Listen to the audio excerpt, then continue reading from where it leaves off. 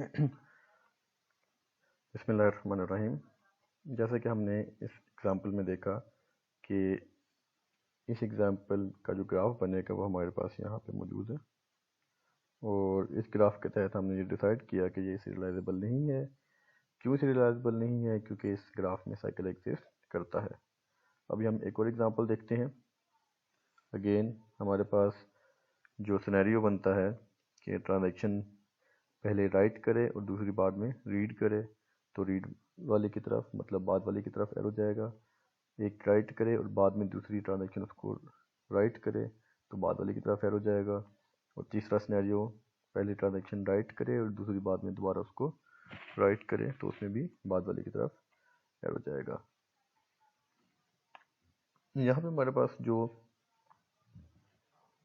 Situation है, हमारे पास 3 transaction है, ट्रांजैक्शन 1, ट्रांजैक्शन 2 एंड ट्रांजैक्शन 3। तो अब हम इसको स्टेप बाय स्टेप अगर लेके चलें तो step 1, create a node for each transaction.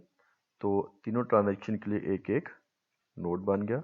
अब हम one by one, simplest way है कि one by one her transaction को देखें। तो हम सबसे पहले ट्रांजैक्शन T1 से शुरू करते हैं। तो ट्रांजैक्शन T1 में हमने जो ऑपरेशन देखने हैं वो सिर्फ रीड और राइट ऑपरेशन है, बाकी ऑपरेशन देखने की ज़रूरत नहीं है। तो पहला read operation, read balance x. तो रीड से पहले हमने क्या देखना है? राइट। क्या इससे पहले किसी दूसरी ट्रांजैक्शन ने उसको राइट किया? नहीं किया, इसका मतलब it's okay. Next operation is right balance x. क्या इससे पहले किसी दूसरी ट्रांजैक्शन ने एक्स बैलेंस एक्स को राइट किया या रीड किया? क्योंकि राइट के लिए राइट से पहले रीड भी चेक करना है और राइट से पहले राइट भी चेक करना है। तो यहाँ पे देखें आप कि इन ऑपरेशंस में कहीं पे बैलेंस एक्स जो है वो ना तो रीड हो रहा है, इससे पहले पहले देखना है, ना राइट हो रहा है। इट मीन्स ट्रांजैक्शन T1 की तरफ कोई भी एरो नहीं आएगा। Now moving toward transaction T2, क्योंकि हम ट्रांजैक्शन T2 को चेक कर रहे हैं तो एरो भी T2 की तरफ ही जाएगा। तो पहला read operation balance Y, read से पहले क्या देखना है? राइट। तो आप देखें कि इससे पहले बैलेंस वाई जो है वो राइट नहीं हो रहा। Then we have write balance Y. Write के लिए रीड भी देखेंगे और राइट भी देखेंगे। क्या इससे पहले कोई दूसरी ट्रांजैक्शन बैलेंस वाई को रीड या राइट कर रही है? तो यहाँ पे देखें, ना तो बैलेंस वाई रीड हो रहा है और ना ही ट्रांजैक्शन T3 में इस ऑपरेशन से पहले इन पॉइंट्स पे बैलेंस वाई रीड या राइट हो रहा है। अब अगर हम रीड एक्स को देखें तो रीड से पहले हमने क्या देखना था? राइट। तो यहाँ पे देखें, इससे बिल्कुल प्रीवियस पॉइंट पे इस जगह पे बैलेंस एक्स क्या हो रहा है? राइट। इसका मतलब है हमारे पास जो सिचुएशन आती है वो ये वाली सिचुएशन अकर होती है। तो रीड बाद वाली की तरफ एरो आएगा, किससे? जिसने पहले राइट किया। तो इट मीन्स T1 से T2 एक एरो आएगा। तो देयर बिकम T1 से T2 जो है वो एरो आया इस रीड बैलेंस एक्स की वजह से, क्योंकि उस रीड से पहले दूसरी ट्रांजैक्शन राइट कर चुकी थी। फिर हमारे पास next operation right balance Y. हमने ये देखना है इससे पहले, राइट से पहले रीड भी ना हो और राइट भी ना हो। तो क्या इससे पहले बैलेंस वाई रीड हो रहा है? तो ये देखें, बड़ा सिंपल कि यहाँ पे बैलेंस वाई जो है वो पहले रीड हो रहा था। तो इसका मतलब है ट्रांजैक्शन T3 से T2 की तरफ एक एरो जाना चाहिए। तो T3 से T2 की तरफ एक एरो जा रहा है। अब हम बात करेंगे ट्रांजैक्शन T3 की। तो सबसे पहला ऑपरेशन हमारे पास रीड बैलेंस वाई। तो बैलेंस वाई रीड कर रहा है, तो रीड से पहले क्या चेक करेंगे? राइट। तो देखें, इसी ऑपरेशन से बिल्कुल प्रीवियस ऑपरेशन पे बैलेंस वाई क्या हो रहा है? राइट हो रहा है। तो इसका मतलब है कि बाद वाले ऑपरेशन मतलब T3 की तरफ एक एरो आएगा फ्रॉम T2। तो ये देखें, T3 की तरफ एक एरो आया, किसकी तरफ से? T2 की तरफ से। फिर बैलेंस एक्स, तो रीड से पहले राइट देखना है। क्या इस ऑपरेशन से पहले एक्स बैलेंस एक्स राइट हुआ? तो यहाँ पे देखें T1 जो है वो एक्स को राइट कर चुका था। इसका मतलब है T1 से T3 जो है वो एक एरो आना चाहिए। Then we have write balance Y. तो राइट से पहले रीड भी देखना है और राइट भी देखना है। तो देखें, राइट से पहले T2 ने बैलेंस y को राइट किया है, इसका मतलब है T2 से T3 एक एरो आना चाहिए। पर देखें T2 से T3 पहले से एक एरो मौजूद है, तो नया एरो नहीं बनाएंगे। तो ट्रांजैक्शन T1 जो है वो y में डील नहीं कर रहा, इसलिए T1 से T3 इस राइट y की वजह से एरो मूव नहीं करेगा। तो यहाँ पे हमने सारे रीड और राइट ऑपरेशन देखे, तो ग्राफ हमारे पास ये बना। अब आप देखें कि T1, T3 और T2 के दरमियान एक साइकिल है।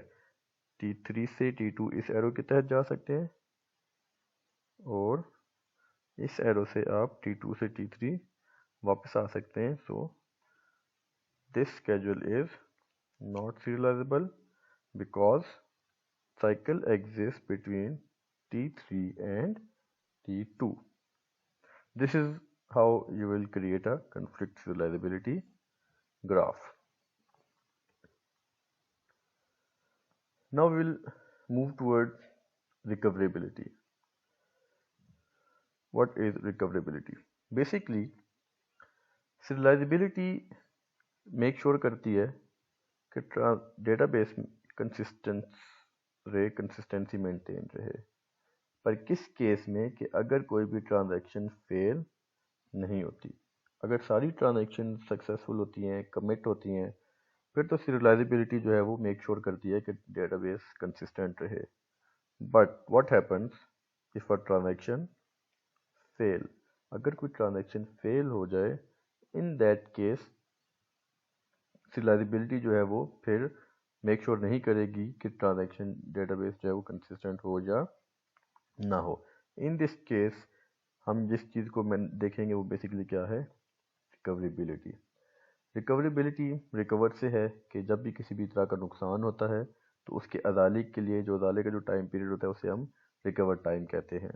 तो इसी तरह जब कोई ट्रांजैक्शन फेल होगी तो उसने जितनी भी डेटाबेस में चेंजेस की हैं उन चेंजेस को हमने एक ऐसी पॉइंट पे लेके आना है ताकि डेटाबेस क्या हो जाए, कंसिस्टेंट हो जाए।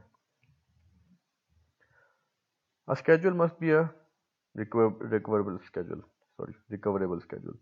जो भी schedule होगा उसका recoverable होना must है। recoverable schedule is a term। अगर एक schedule recoverable है, it means कि database जो है वो क्या होगी, consistent होगी। किसी भी schedule का recoverable होना ज़रूरी है ताकि database की consistency को make sure किया जा सके। अभी हम देखते हैं कि recoverable schedule क्या होते हैं।